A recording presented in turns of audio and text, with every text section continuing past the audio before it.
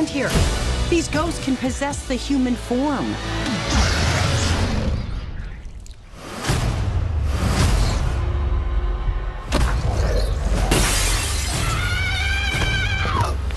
Oh, hell no, the devil is a liar! Get out of my friend, ghost! Ow, that's gonna leave a mark! The power of pain compels you! Ow!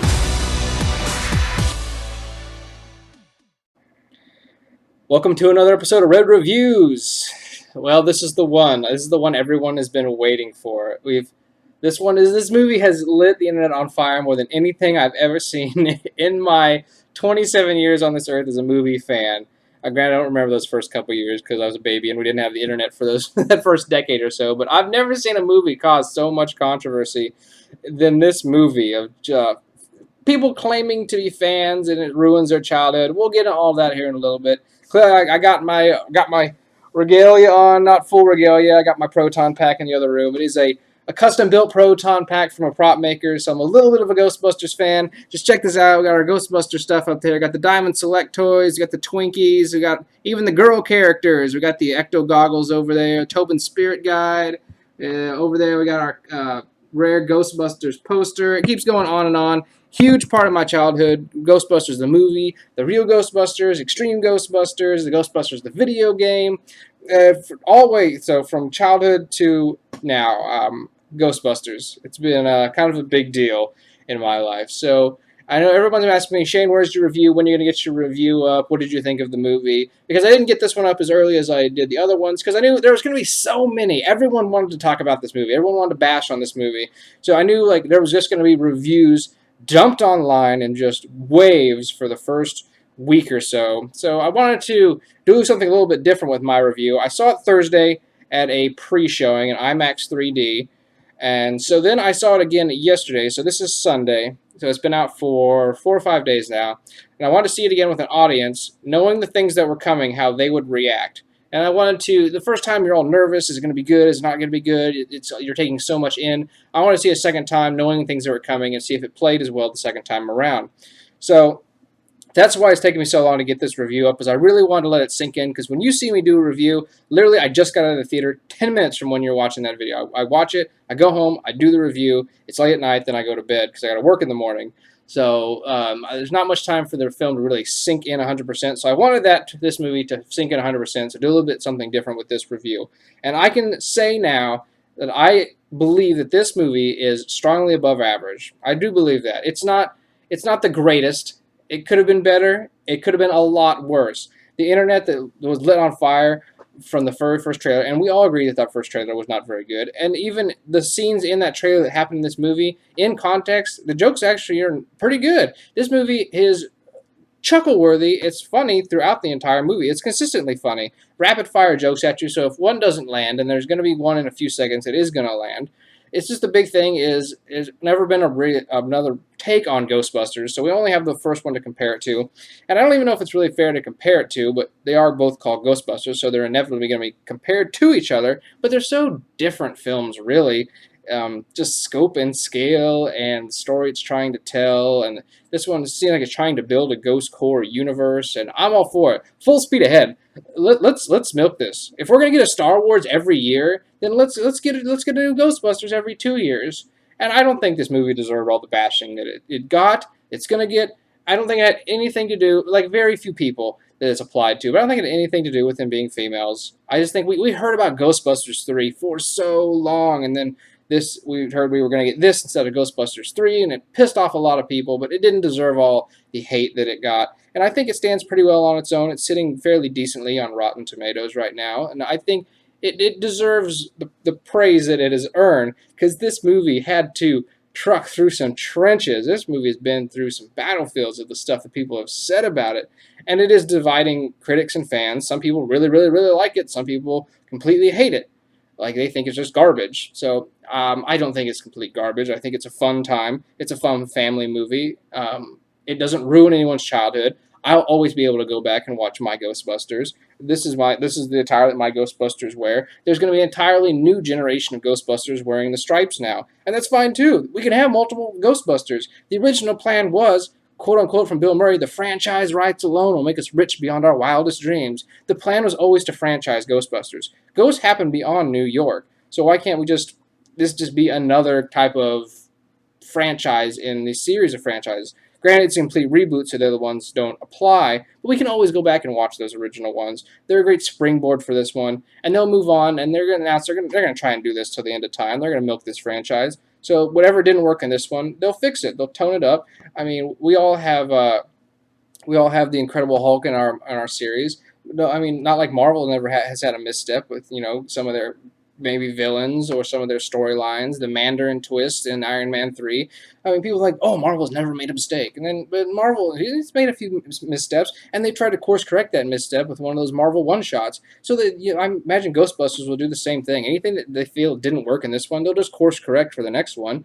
And I don't think it's fair in a world where Transformers makes $1 billion every time that it hits cinemas, and we all agree that those movies suck. We all agree that those movies are awful, but we let them get away with it, and it makes billions and billions of dollars. But this one comes out, and it's kind of in the same realm, but I consider it a lot better than Transformers. It's not a 3-hour car commercial, and then this one comes out, and people just bash on it for no reason whatsoever. But then, they'll flood out to see Teenage Mutant Ninja Turtles.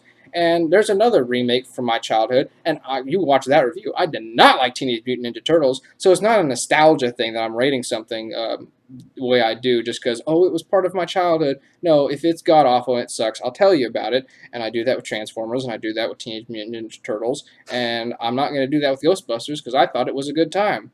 And there's very few times that I'll go watch a movie a second time, and I did this one. I think the jokes are pretty good.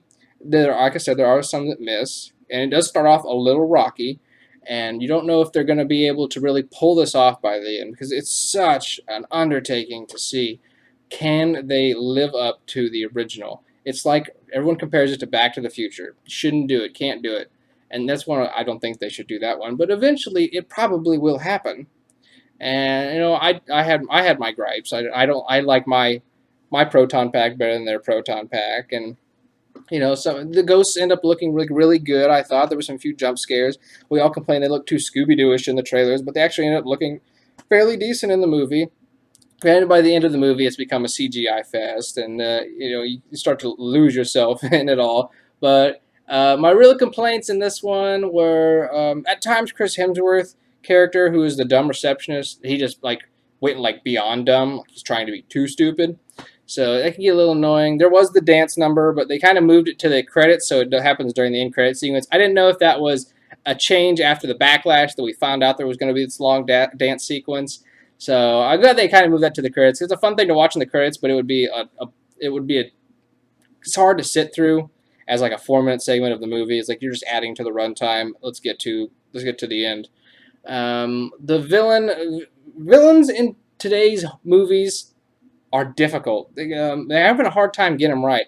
Even Marvel has a hard time getting their villains right. They're kind of this one-off. Let's not spend too much time on them. They're just there to move the story along, to give our heroes something to do and go up against, but he doesn't really drive the story, and you don't really ever learn too much about him. So that's with Marvel. That's with even the recent James Bond movies. That's with anything and everything you think of right now. So everyone seems to have trouble landing the villain. So no exception this one. Rowan's building these devices to charge these landlines, and he's going to break the barrier and bring this fourth cataclysm and bring all the ghosts into our plane because he hates people. People picked on him. He's a bellhop at a hotel, and he just sees people for being the worst of the worst. And so he is tired of their crap. So he's going to bring forth a fourth cataclysm and show everyone that he deserves the respect, and he will lead them to destroying mankind. So that's more, but he doesn't have much screen time. He's not built up as much as like Gozer. Gozer's coming. This big force is coming. What's Gozer? And he's not as menacing as even Vigo. Vigo, even though he was up painting the whole time, he didn't move very much, he was still menacing. You knew he was always out there. He was doing things, creating the river of slime. You knew what Vigo was up to. You don't really ever see Rowan doing any of that kind of fun stuff. So hopefully for the next one, that would be one of the things I would fix. And there's a tease at the end of this movie, spoiler, the post-credit sequence, because everyone has to have one nowadays, is that Leslie Jones's character is sitting there listening to this voice recording, and she says, "Oh my God, you guys, what?" And like, "What's Zool?" So there's a name drop for that one. That's an interesting way to go because they spent so long trying to establish that this was going to be its own universe and no ties to the original. And then mentioning Zool, if you're going to go that direction, the second one, I feel like that's treading on the first one, and you're just going to make the internet mad all over again. Granted, it's kind of what Star Trek Into Darkness did, where they're going to go down the path of Khan again. So maybe that's the route they're taking. We'll see. So it's full speed ahead for Ghostbusters. They say they're going to make a lot more. I'm all for it. If we're going to get some hits, we're going to get some misses. But hey, it's a Ghostbusters movie at this point. I mean, it's more than we've gotten in the last 30 years. So maybe we'll get an all guys one, and that'll. I'm sure the internet will be pissed off at that because they're like, oh, now you're just brushing the women aside. No, I imagine that they will do the franchise idea, and we'll have the women, and that'll be the stars. But inside that universe, we'll get to meet, Team B, Team C, and then there'll be maybe we'll meet a new team in the second movie, and then the third movie will be the two teams meeting up. Maybe that'll be Gozer. Gozer will be like a trilogy type thing we're getting towards, maybe like Thanos.